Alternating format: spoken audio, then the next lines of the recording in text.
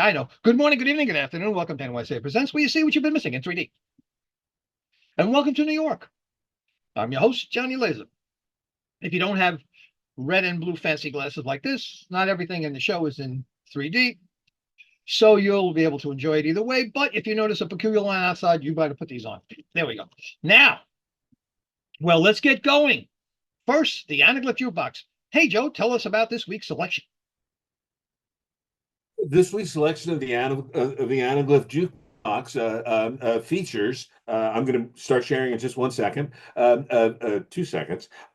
Features a song by Todd Rundgren, a classic Universal monster. You'd recognize him in a minute if I gave you his name, and a wonderful American disc jockey of a previous generation. It combines Todd. It combines the Wolfman, both the Wolfman and Wolfman Jack, and we're going to share it right now.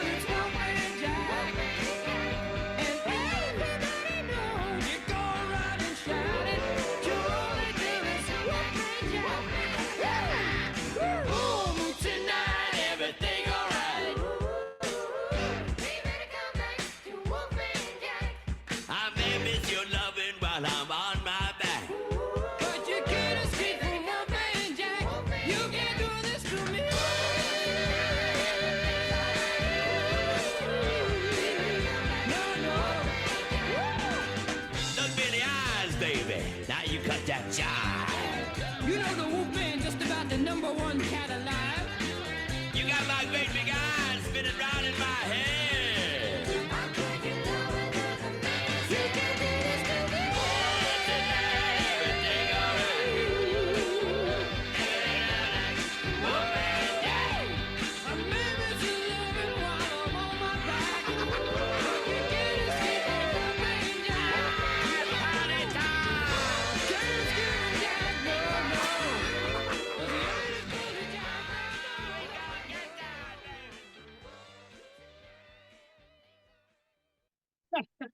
Now, up is Paul Hutch's 3D Journeys. Would you like to tell us where we're going? Yes, hi, yes, thanks very much. And thanks, Joe. These are going to be showing real furry and woolen animals. This is a journey to the Westmoreland County Agricultural Show, which takes place in the English Lake District once a year. These were taken with a W3 in 2021, which was the first time for 2 years because of the COVID lockdowns and so on. It's where farmers have the opportunity to show off their prize cattle, sheep, etc.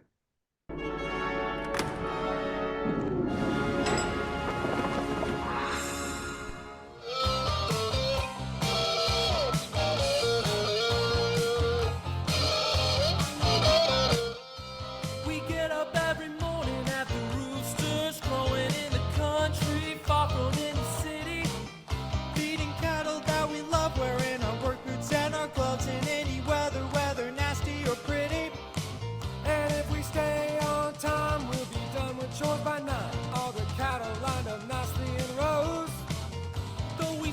Moms get annoyed, look at us, we're self-employed. We love our job and hope that it shows. And we'll be taking care of livestock every day.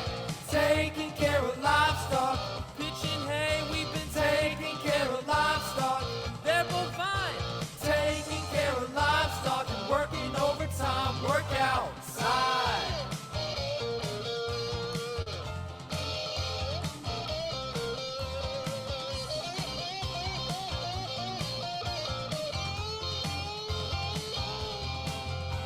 Providing good nutrition is a farmer's job description, whether beef, swine, poultry, or dairy. If the animals are sad, well then our profits will be bad. That's why we give them everything to be merry. Before we go to church, we know our animals come first. Every farmer tells you that's how it goes. There's no job we can avoid that's part of being self-employed. But we love to work and hope that it shows. And we'll be taking care of livestock every day. Taking care of livestock. We've been taking care of livestock. They're both mine. Taking care of livestock and working overtime, work outside.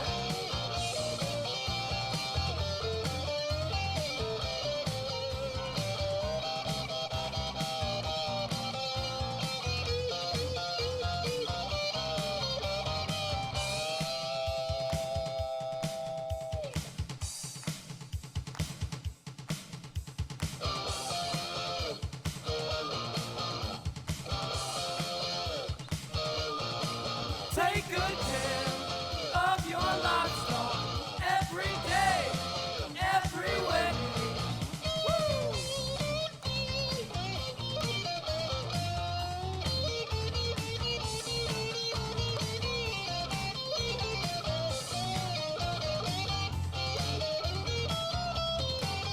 Farmers get up every morning at the roosters crowing to grow the food you put on your table.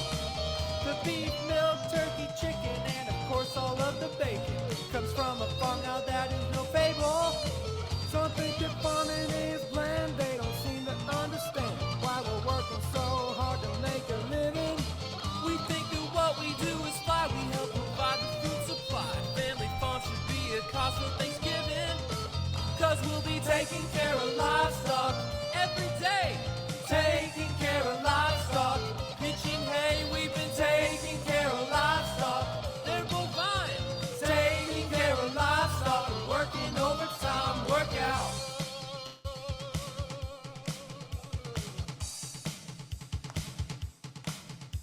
Taking care of livestock. Taking care of livestock. Taking care of livestock. Taking care of livestock.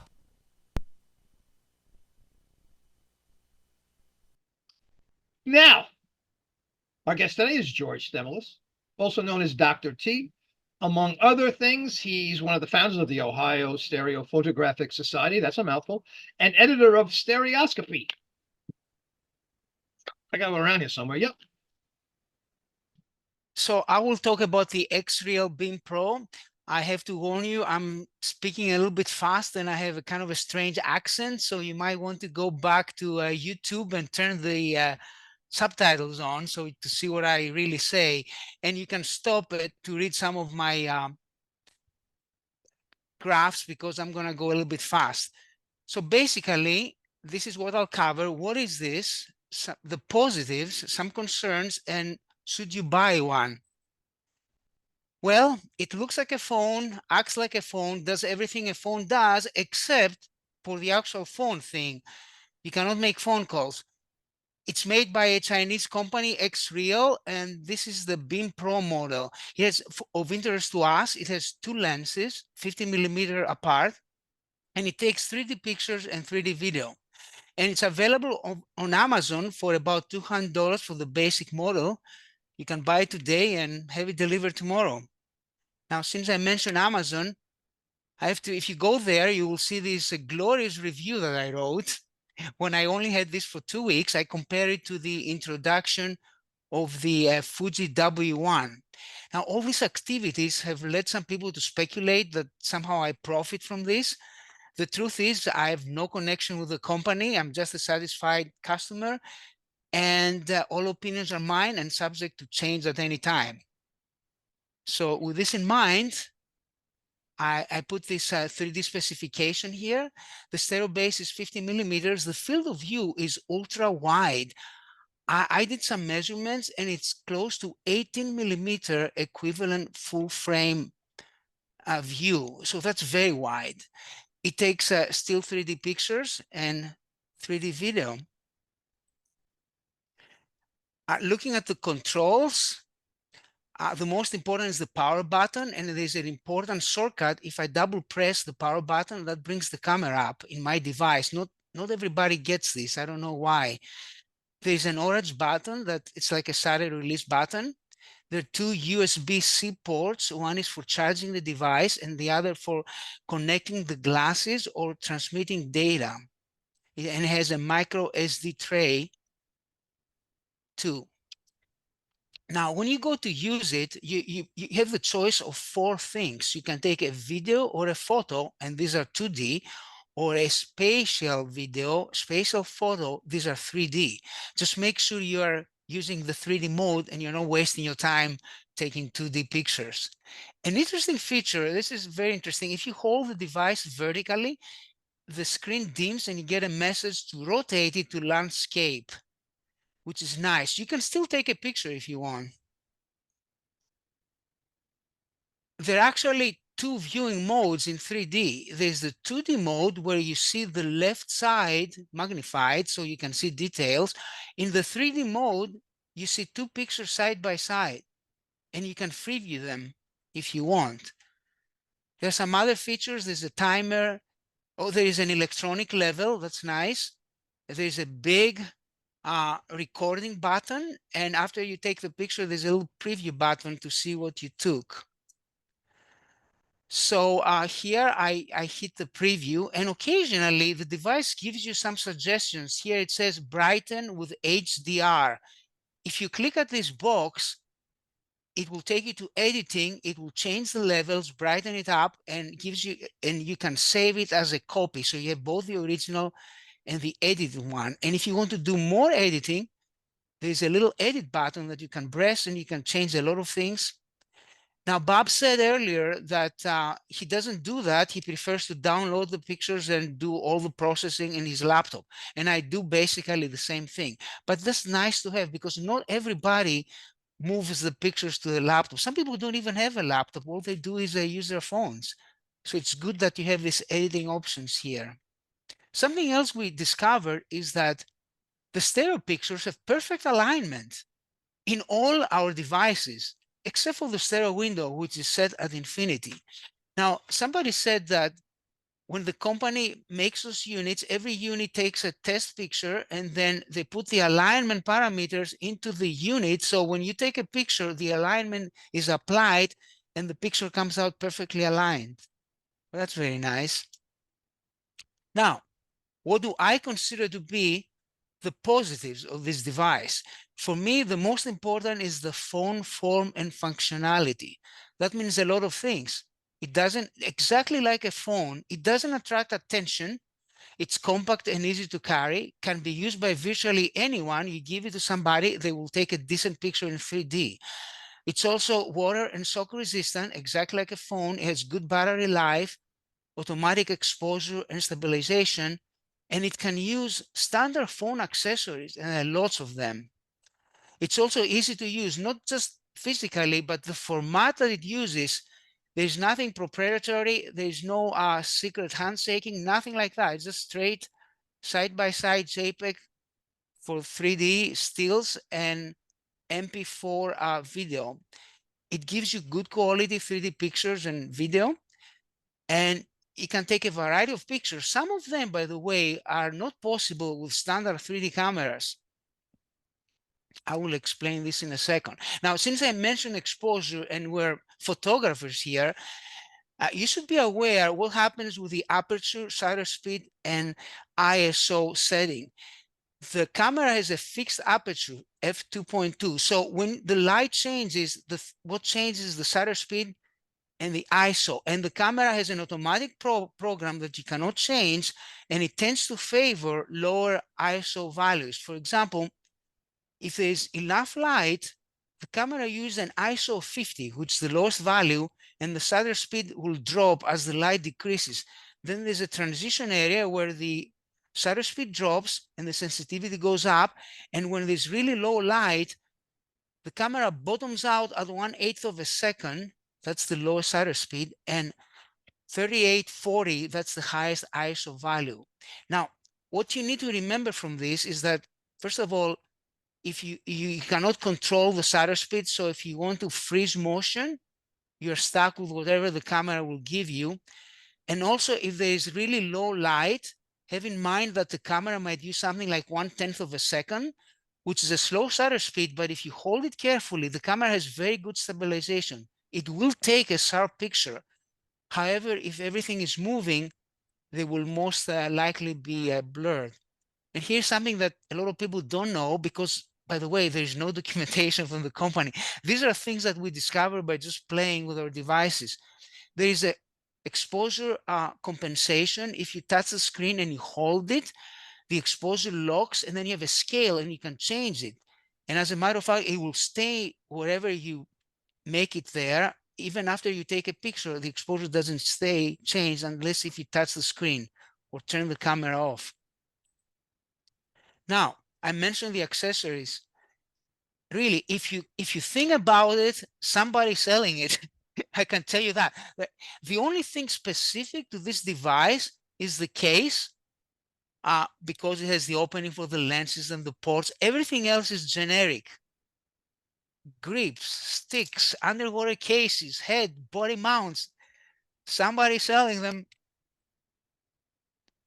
Well, if you have to buy one thing, my recommendation is a selfie stick. And I have a short one. I use it as a handle. I use it as a selfie stick. I use it as a mini tripod. And also has a remote, a Bluetooth remote, so I can fire from distant locations. And it costs $20. Now, a big surprise, this is interesting, a big surprise is the 3D video. There are people that don't care about the 3D pictures, but they said that just the 3D video is worth the price of this device. And why is that so? Well, the video is perfectly aligned, exactly as the 3D still pictures. It's very nicely stabilized, and the effective focal length is something more reasonable, about 35 millimeters. Why is this?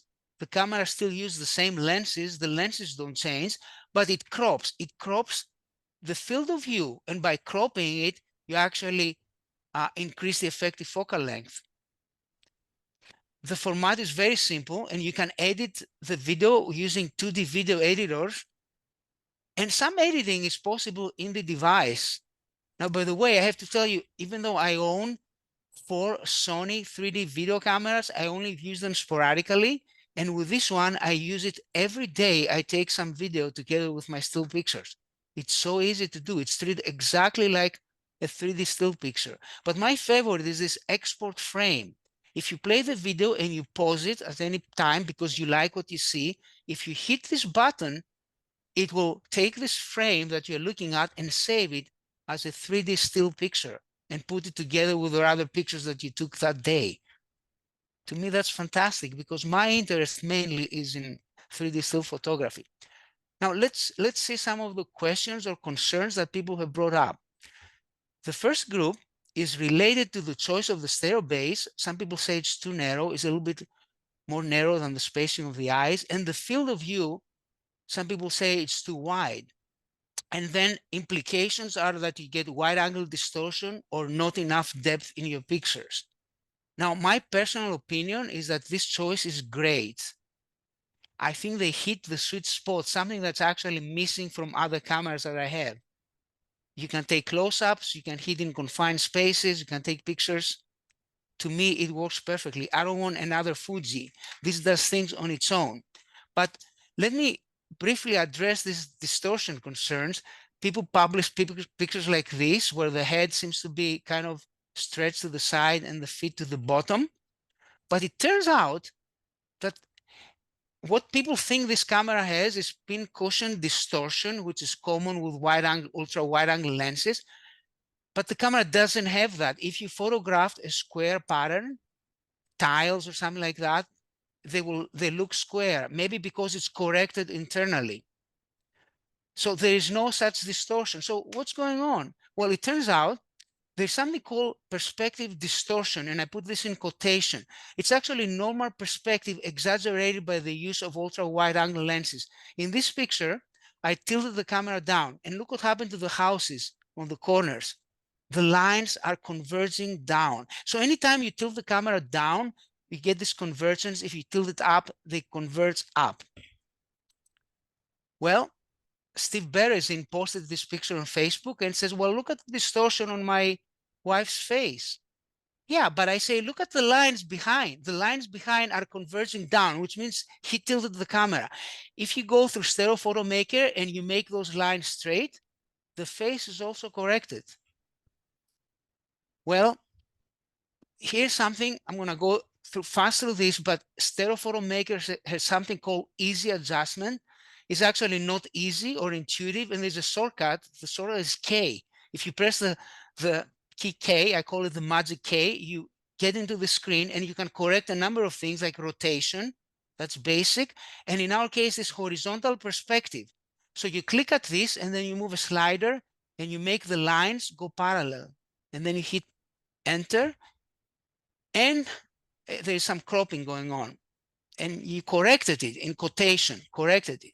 But instead of doing that, my suggestion is, why don't you try and take your pictures without tilting the camera? For example, if you're photographing something that's below your eye level, instead of holding the camera at your eyes and tilting down, just put the camera down. Maybe you have to squat, get in your knees, get in your belly, whatever it takes to keep the camera parallel. And if you look at the lines in this picture, like the fence, it's parallel. So whenever I take pictures, I look at the background. If there are lines, I make sure, because it's hard to tell if the camera is exactly, I make sure the lines in the back are parallel. And something else, get closer, because yes, it's true that this camera shows 1/3 to 1/2 of the depth of the Fuji. But the answer to this is you have to get closer. My motto is, if you think you're close enough, get closer and thank me later. And this is, I apply this principle with Vinny, the most famous dog in 3D. I put the camera down to his eye level, and I think it works quite well. Now, the second group of concerns, the the device has no camera controls. Yes, it's a phone. It's not a camera, but guess what? For $20, you buy this nice grip, and you get a grip, a side release. And by the way, the side release is magnetic. You can take it with you if you want. And you also get a tripod screw underneath, and you have the choice of either a selfie mirror or an LED light, and all that in one package. So all of a sudden, your device becomes like more camera-like. Another concern, people say there is no 3D screen. I'll address this in a second. And how about the image quality? Well, I can tell you the image quality is remarkably unremarkable, I would say. But look what you have here. You have two small lenses and small sensors, and you shouldn't expect miracles. This thing will not take as good pictures as my full-frame Sony, and it will also not take as good pictures as my iPhone 13. But you have Apple, a huge company behind supporting, the cameras and all the processing. For what it is, the size of the sensor, the pictures are fine. Some people say, I don't want to carry this and a phone. Well, right now they say they're introducing a version of this that has cellular reception. It's introduced in Japan in December. I don't know if it will ever come in the United States. And some people say, well, that's not better than my Fuji. Well, nobody asked you to sell your Fuji. We discussed this before the meeting. Keep your Fuji, and I keep my Sonys, and then add this to your collection of 3D tools. Now, viewing, when you take a picture, you can see it side by side on your screen. And if you turn vertical, they're smaller. The images are smaller. You can free view. A lot of us can do that. You can use a simple viewer, or you can buy the company's X Real Air glasses. I bought this. I don't have a lot of experience. This can be the topic of another presentation. Bob knows more right now, but I use them if only to preview the pictures that I've taken with this device. So there are a lot of choices regarding the viewing. Now, I had this camera for 1 month only, and I've already taken the camera through my running. I ran today, I ran a full marathon, and I had it with me. I took pictures before, during, and after the race. I found a guy afterwards, take a picture of me. Yep, no problem. I brought the camera to a water park, so I made it wet on purpose. I got inside there to see how the camera acts close to the water. And I went inside a submarine, talking about confined spaces. It performed as well as I hoped for. And I've done some creative things, like this picture here. I put the camera with a selfie stick in the mirror of the car, annoying my passengers there, but you know, unusual perspective. And in this one, well, rest assured the car is not traveling with 60 miles per hour. It was actually stopped at the tolls. But just to show you, I'm going to have a little gallery now for 5 minutes. Instead of showing you the best of the pictures I've taken in the time I had, which is about 4,000 pictures, by the way, I'm only going to show you pictures from one specific trip when I went to Tucson, Arizona for the PSA convention. So I only have a small pool of maybe 800 pictures to choose from. I'm smiling. I mean, that's kind of a joke. I am prolific. I take a lot of pictures, but a lot of them, you know, I don't care. I'll delete them if they don't work. Well, the trip has to start with a selfie in the airport. I hope you agree. And then I love airports. There's so much happening. People are walking around. Now, this particular one, the escalator picture, if you try to take this with a Fuji, you have a number of problems. You don't get wide view, you get too much depth, and if the escalator is moving and the light is low, most likely it's going to be unsharp. Well, this device worked perfectly for this picture. So we got in the hotel, and what do? Jump in the pool, and let's take another selfie. I'm using the selfie stick as a mini tripod, and if you notice my hand, I'm hiding it behind my wife, is firing the Bluetooth remote. And now we took several excursions. This one is visiting the Desert Museum. Another selfie. Now you might wonder, is this guy taking anything else than selfies? Well, oops, let me go back. Yeah, I am actually. Well, this is my wife pretending to be a cactus. And this thing seen here, the lady is holding a little owl, and I took close-ups with my Sony of her and the owl. But this picture here shows me exactly what's going on. It's a good documentation. The space, the tourist that jumps in with their phone to take a picture. We also went to the Pina Air and Space Museum. A fellow photographer from PSA, happy to take a selfie with me. And, another selfie. So now I'm under the plane and I'm holding my twin Sonys. They wouldn't let us have a camera bag, so I had to have this around my neck. These cameras are very heavy. They're side by side, bottom to bottom. And that's the two tools I have, the Sonys, the X-Real, and my phone. In this particular picture, I raised the X-Real all the way to the plane nose. So I have this long selfie stick, so I can do that. It's totally different perspective than shooting from the ground and looking up. And then we had a photo shoot, model photo shoot in Old Tucson. You can take pictures of models with it. You have to come close though. But I prefer to take pictures of photographers taking pictures of the models because I can use my Sony cameras to photograph the models. This guy, I cannot say that it's the prettiest model of that day. His name is Bob Leonard. He's very active. He's past chairman of 3D division. Now, I took this picture in this saloon type of building where we had lunch. So there's nothing special. It's in the entrance. The light is available light. And I'm very happy, even though this camera really is not optimized for portraits, you can still take a decent portrait with it. Oh, and this one I asked Howard, the exhibition chairman or for the PSA exhibition take a picture of me. Now, the guy was far away and I kept telling him, Howard, this is not a Fuji. Come closer, come closer. This is as close as he came, and then I cropped it a bit, but you know, it shows what I wanted to show. Now, at the end of this photo shoot, they made the models walk from the building in the back towards a row of photographers sitting behind me. I put my X-Reel down on the ground on a selfie stick, and I took the whole thing in video as they were coming from the building towards us. Now, from this video, I played back and I liked this frame. So I hit the export frame button, and this is what I got.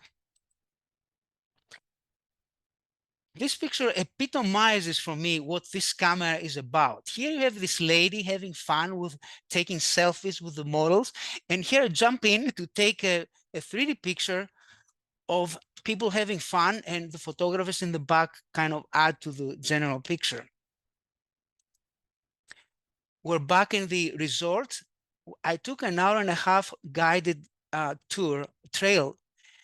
During this tour, I shot pictures with the Sony. Nothing good came out, but I took about 50 pictures with the X-Reel and they all turned out good. So what I like here is I'm close to the guide, but I can still get him all in the picture.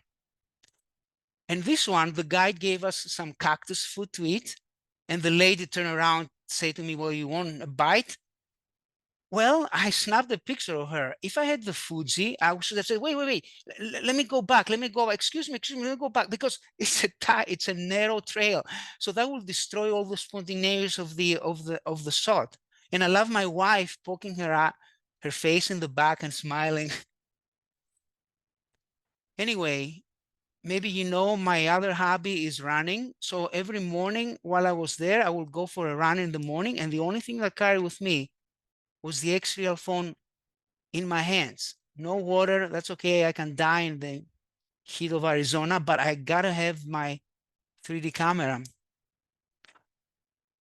It's nice when the sun is low in the morning. So I took quite a few pictures. How do you like that with respect to depth? If you come close enough, there is depth everywhere. And this one, I put the camera almost at the ground, and I have foreground, I have middle ground, and the mountains in the background. Here, I like this one because you see the photographer, that's me, and the camera and the subject, the little bunny, hopping around. All were captured in one picture because I have the camera with me while I was out running. And this one, I saw this bunny. That's wildlife in Arizona, I guess. And I followed with my X-Reel, but I was recording video. And then I exported this frame from the video. This is my last picture. You can call this Dr. T and his running friends. I put the phone down, and in my hand, I'm holding the remote. I fired it. Originally, the picture, I was at the bottom, but I figured out I can turn it around. It doesn't matter if the camera is up or down. There is no sense of what's up and what's down. So I like this presentation. Okay, so after I show you all those pictures, I'm gonna address this question. What is this thing for? I would say it's not good for good quality landscape photography or anything that requires a long focal length, large stereo base, or control of the shutter speed. And there are a lot of things, a lot of photography subjects that require those things. So that's not gonna work. I have to use my twin cameras most likely for that.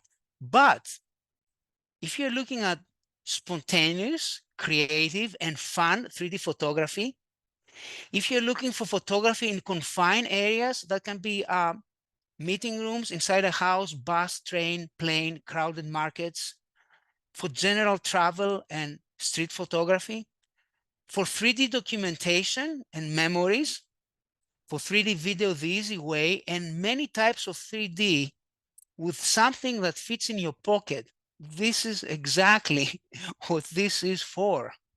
So if all these areas appeal to you and you wonder, well, should I buy one? I say, yes, absolutely. And by the way, 2 weeks ago, the famous Masuji Sudo, he said something in Japanese that was translated, I bought it. So he bought the X-Reel and immediately he's plugging glasses, he's plugging the glass, what's that called? The Looking Glass Go, and the next day he declares that he's working on a modification of his 3D Android app for the X-Reel so he can incorporate both still pictures and video, because the 3D steroid only deals with 3D still pictures. So you know that if this guy is in the game, only good things can come out of it. So before I go, I have to tell you one more thing. If you end up buying this device, make sure you tell them that Dr. T sent you so I can collect my big fat commission check. And that's it. Thank you. Oh, that was phenomenal. Hey, everyone. Everyone's giving you a huge round of applause. That was phenomenal. Okay. Thank, Well, thanks. thank you. Hey, listen, I wrote this down because it was so good. If you think you're close enough, get closer. Yes, absolutely. No, man, that's brilliant. Right. I mean, there are cases where I thought it was close enough. You can't get any closer than this. It turns out, yeah, you can.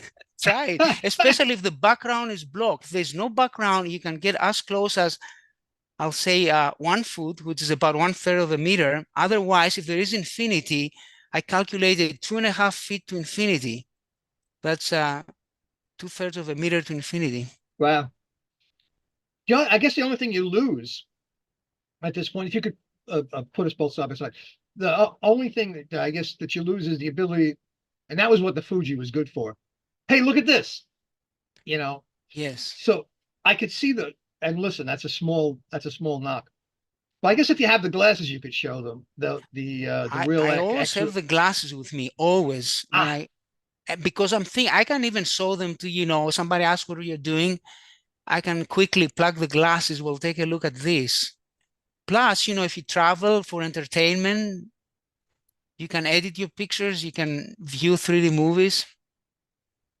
So